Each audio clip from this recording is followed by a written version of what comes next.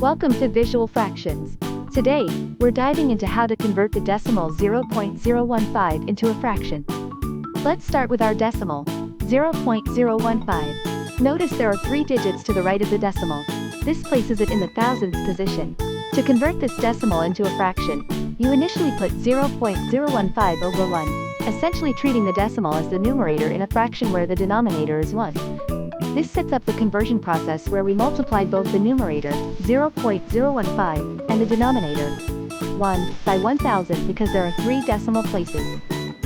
So, 0.015 times 1000 gives us 15, and 1 times 1000 gives us 1000. This translates 0.015 to the fraction 15 over 1000. Next, we simplify.